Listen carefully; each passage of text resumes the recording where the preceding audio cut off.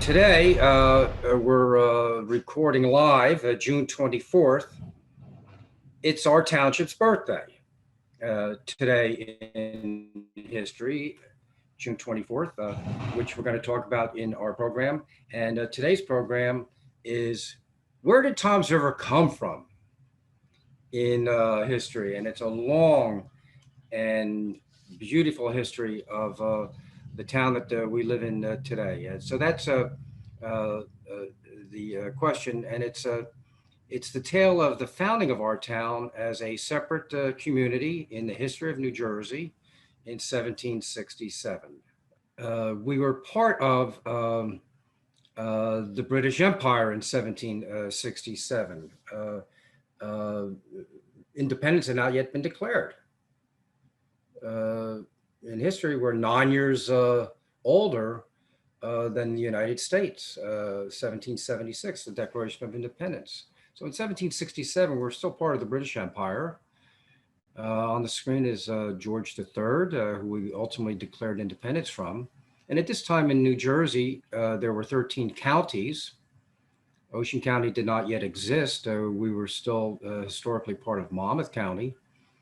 And at the time, of course, there were the 13 colonies in America as time stops in 1767. That's our history in 1767. But before the British, the question is, what is our history? What is our local history? The history of Tom's River is like the history of New Jersey. Our history is one of diversity. New Jersey is perhaps the most diverse state in the State of the Union today, as people of all walks of life from all over the world. And that is also the story of our town, is the story of diversity. And we'll see how that unfolds as the program continues. Before the first Europeans came to this area of what became New Jersey in the what are known in history as the early years, this area was inhabited by the Lenape. These are the Native Americans indigenous to this area of North America, not just what became New Jersey, but other areas in the Mid-Atlantic area, the original people. And they were here, had been here for thousands of years. They had migrated on foot, of course, when the North American continent was connected by land with the Asian continent, the Bering Strait in the area of Alaska, which was a physical connection geographically between the two continents. And Native America, what became Native Americans had migrated here by on foot from Asia to North America, and here in New Jersey they became the Lenape. The Lenape were divided into two great groups of people. In the northern part of New Jersey, they were known as the Muncies. And that's a Lenape term for known in roughly in English as the people of the strong country. And a second group, the Unamis, people down the river. These are people closer to towards the coast. We'll see at the end of the program that there are various sources that put together today's program.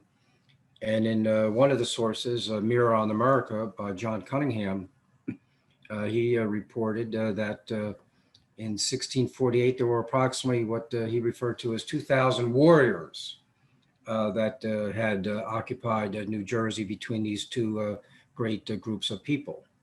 By 1900, the federal census of that year, 250 years later, recorded just 63 Lenape. So we see over the period of time in New Jersey's history, a great decline in the Lenape population. But they were the first. They were the original people. They left us a couple of legacies. The first is they left us what would become the modern roadways of today. State highways in North Jersey. What is Route 22 today was once known as the Minisink Trail. Route 27, the Assunpink Trail. Locally here, County Road Bay Avenue in Toms River.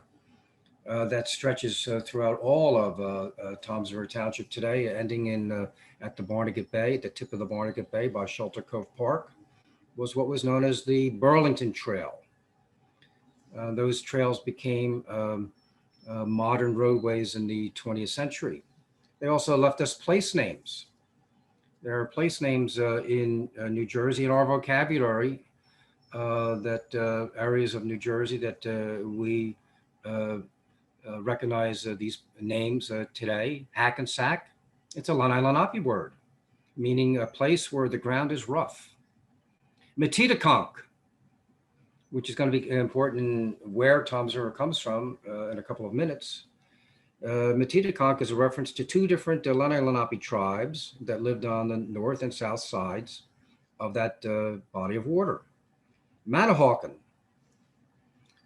here in southern Ocean County, is a term that means where the land slopes. And in North Jersey, Passaic, the Passaic River, the city of Passaic, the county of Passaic, is a Lenni Lenape word for the word valley. So the Lenni Lenape, although their role in history changes as population changes, they left us these two great legacies of today's modern roadways and the names of places still in New Jersey today. As history marches forward, we all know of the story of Christopher Columbus and the age of exploration. That was really the tip of the iceberg of what happened in the 1500s, in which the great European powers, England, France, Portugal, explore westward in search of either spices or minerals. History tells us that the first record of a European to see New Jersey was John Verrazano. The Verrazano Bridge in North Jersey is named after him. Was the first European explorer to observe the coast of what is modern day New Jersey, but he never made physical contact with the land. He was only off the coast by ship, making observation of the coast of what we know as New Jersey today. So the age of exploration begins in the 1500s, and but it continues into the 1600s, as we'll see. In 1609, we have a great firsthand record of this. Henry Hudson, he's English, and he is employed and exploring for the Dutch East India companies in search of spices and minerals. In 1609, he is on the ship the Half Moon, and he has one of his seamen keeps a diary, Robert Jewett, J-U-E-T, and he logged events as Henry Hudson is exploring for a route, hopefully to the Far East. He runs into North America, including what becomes New Jersey in between. And Robert Jewett records in September of 1609 a great body of water, which we know of today as the Barnegat Bay. The Barnegat Bay, a great lake of water is seen. And a Dutch word. Not only do the Lenni Lenape leave us words, but so do the Dutch. The word Barangat, where the waters break through, records Robert Jewett in his journal. And this is a Dutch word for a tributary of water. Today we know it as the Barnegat Inlet. It's a Dutch word originally, and then it becomes anglicized from the Dutch word Brandgat to today's modern English word Barnegat. As history marches forward in the 1600s, we have a record 5 years later. Captain Cornelius Hendrickson explores the coast in 1614. And history tells us that he is now in what we know today as the Barnegat Bay. And he makes observations in the northern part of the county through an inlet which existed at the time, which we'll get to in a couple of minutes, and explored in the area of modern day Caddis Island Park here in Toms River today as the 1600s move forward. But it was just not the British. It's also other great nation states of Europe have a role in New Jersey. The Dutch were first in northern New Jersey. New Netherlands, the area of generally of Bergen County, Woodbridge, to the northeast area, but to the southwest, the Swedes and the Finns settled in South Jersey. But very interesting, during the 1600s, the area here where we live today, we really don't have any firsthand evidence that that area was actually physically explored by Europeans. So these are only historical estimates of what's going to happen here locally in a couple of slides. But as history marches forward, in 1664, the English peacefully take control of the area that we know as modern day New Jersey from the Dutch. And they're now in control of what becomes the province of New Jersey for for a little over 100 years, from 1664 to 1776. History tells us that sometime between that Cornelius Hendrickson exploration in 1614 to about 1685, the first Europeans begin settling here. And this now begins the era of diversity. The Lenape, again, had been here for thousands of years. And now Europeans are not only just exploring, but they're settling here in New Jersey. From 1676 to 1776, New Jersey was, after it had become under British control in 1664, New Jersey was actually physically divided into two sections, East Jersey and West Jersey. The capital of East Jersey was Perth Amboy. The capital of West Jersey was Burlington. It was done for political reasons in New Jersey to deal with competing what were known as proprietary interests. But again, we're still part of the British Empire. We're one of the 13 colonies. And then as time marched forward, there was such great tension between East and West Jersey. They both parts asked that the monarch at the time, Queen Anne, in 1702, reunite New Jersey into one colony, one province, which she orders. The two capitals, Perth Amboy and Burlington, were still continued in existence as alternating capitals. This is going to have a role in the creation of our town 50 years later, 70 years later.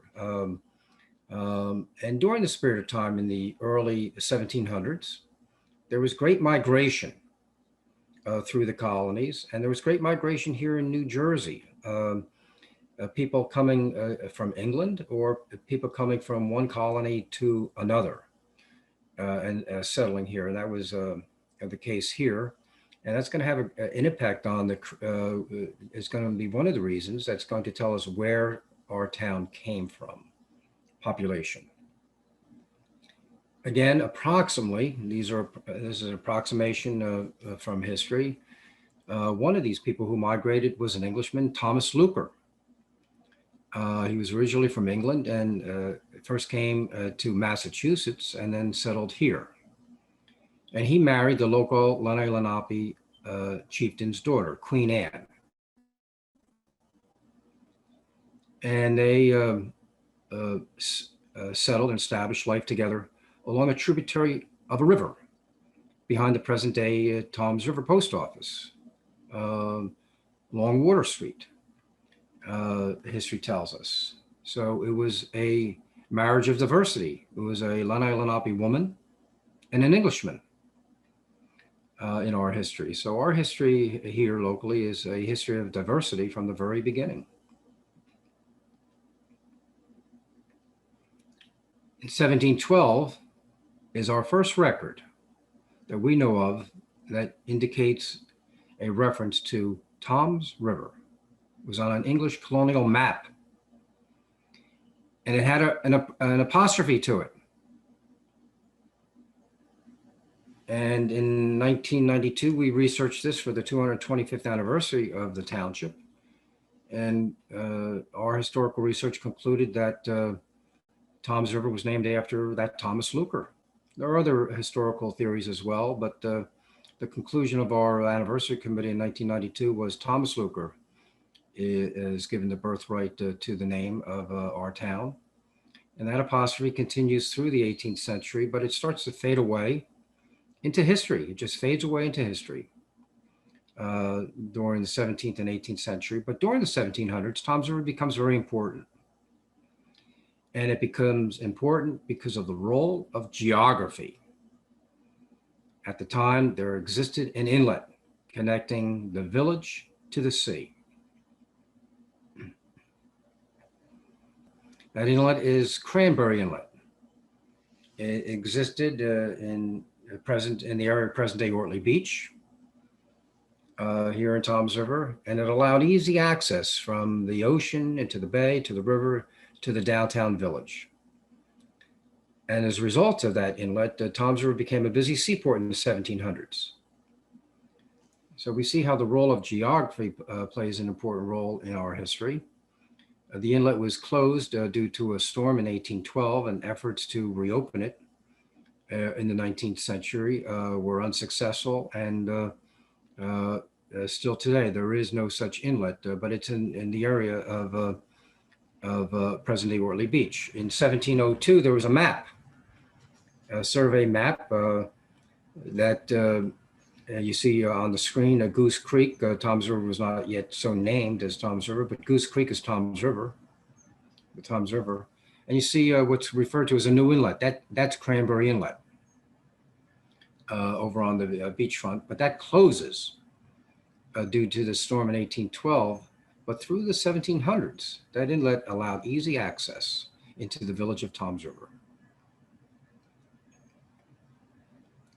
So as a result of that inlet and geography, our town began to grow in terms of population. And we were created out of the southern half of Shrewsbury Township in 1767. Again, there was no Ocean County yet created. We were still part of Monmouth County. There were 13 counties at the time. Today there's 21.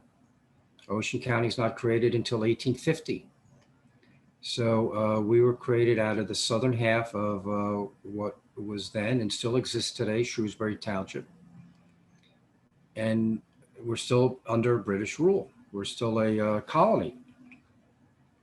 During this period of time from 1702, when Queen Anne reunited New Jersey into one province until independence, 1776, there were three different ways in which towns were created.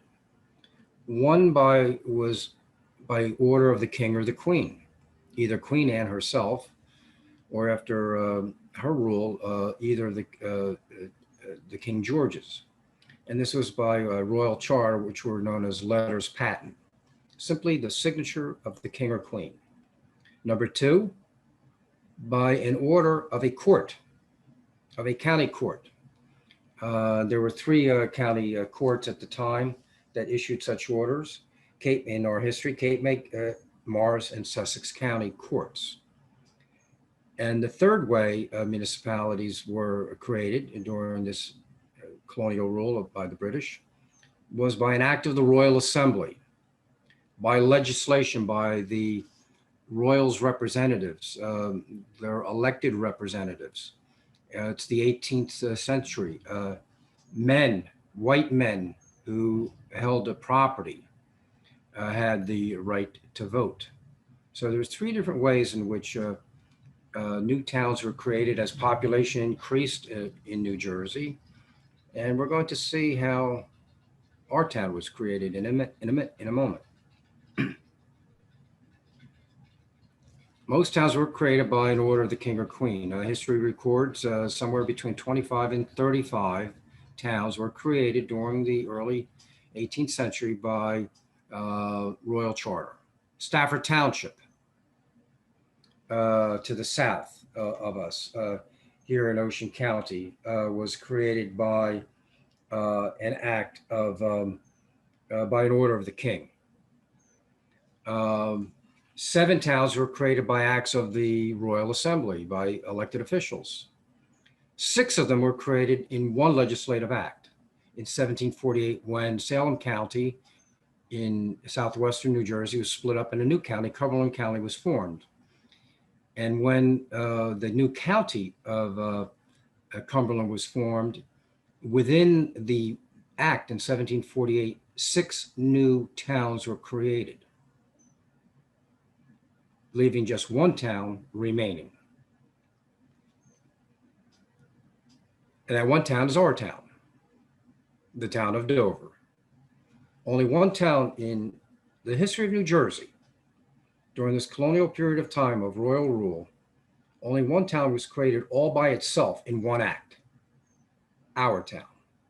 And that was done on this very day, June 24th, 1767. We're older than the United States. And being created all by ourselves, we're unique in the history of New Jersey. We became a separate municipality because in the mid-1700s, still part of Shrewsbury Township, as population increased, local citizens in this area petitioned the Assembly to create a new town. And they had petitioned it early 1767, and it was created on June 24th. It was signed by, the charter was signed by William Franklin. He was the last royal governor of New Jersey, appointed by the king. His father was Benjamin Franklin. And when the Revolutionary War started, they took opposite sides. Benjamin Franklin, of course, one of our founding fathers, fought for independence. William Franklin sided with the king. But in 1767, he signed the charter creating our town that was approved by that General Assembly. The request was made because the area of government was so large that it was difficult in maintaining roads and providing for the poor, the 2 great obligations that local government had during this period of time. So in the southern, what would be today the southern part of Ocean County, Stafford Township existed, already had been created by order of the king. But the northern part of what is today Ocean County, from the Metedeconk River to the north, to Stafford Township to the south, to the Atlantic Ocean to the east, and to the Burlington County line to the west, a new town was created, our town. It was huge. It would be, in today's terms, it would be all of modern day Ocean County north of Stafford Township, encompassing places like Brick Township, Lakewood Township, Jackson Township, Manchester Township, Berkeley Township, the Barrier Island towns. It was huge, and it was a new town that was created. And as the charter says, a separate town to be called by the name of Town of Dover. And we know it today as Tom's River, which is another story coming up in a moment. But our original town name was Dover in 1767. So the question is, where did Dover Township get its name? We know where Toms River got its name, Thomas Looker. We researched that in 1992 for our 25th anniversary, and that was our conclusion. Well, we also looked into where did the name Dover Township get its name? We don't know. We researched it. We had an anniversary commission that year. We communicated with Dover, England, thinking that maybe somebody from Dover, England, the White Cliffs of Dover, along the coast of England, maybe had migrated here and just borrowed the name, which was a common practice during this period of time. But they too could not find an answer. So still to this day, in 2021, we still don't know where Dover Township got its name. And people ask all the time, well, what about the name change in 2006? Here locally, we had a referendum, a mandatory voter referendum to ask people, the citizens, whether we should change the name of the township from Dover Township to Toms River Township. Well, what about that? We'll see what happened there. That was not the first time there was an effort to change our name. In 1987, there was a mandatory referendum and it failed. Going back long in history, in the 1850s, there was talk about naming the town in honor of Joshua Huddy, the Revolutionary War captain who defended Toms River from the British during the waning days of the Revolutionary War, to name the town Huddyville. That never happened.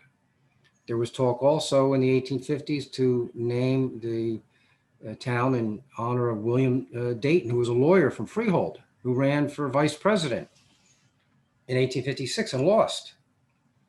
There was even a resolution passed by the Township Committee in 1799, the year of George Washington's death, to name the town in honor of George Washington.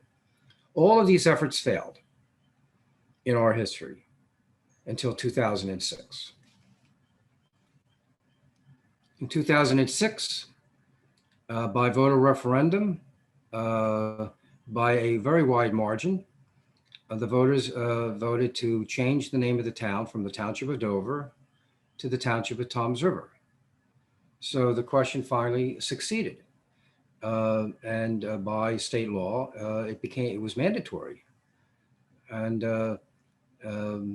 that's 15 years ago, 2006, that the name change was finally approved. It became official when the township clerk, by statute, entered the results of the voter referendum into the township's minutes. And here is a photo of me then as the municipal clerk, with a young boy here in Toms River, who helped in the name change ceremony. The election was held on November 7th, when the election results were certified. At the next township meeting on November 14th, 2006, I entered the results into the minutes of the township. And with the flick of the pen, the Township of Dover became the Township of Toms River.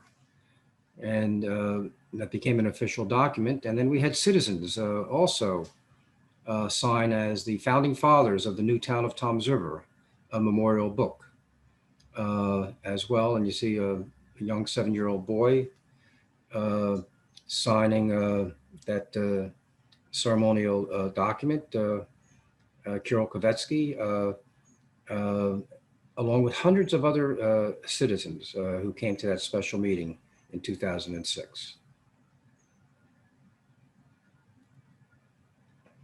And here is the actual document itself. It's on file in the township clerk's office, where the municipal clerk certified the result of the election, confirming that the name change was approved by the voters from the Township of Dover to the Township of Toms River. And the original of that is on file in the clerk's office, and a copy by law is been filed also with the New Jersey Secretary of State in Trenton. Document signed by me and the council president, who witnessed my signature, attested to my signature, and then also signed by the then mayor and councilman of the town.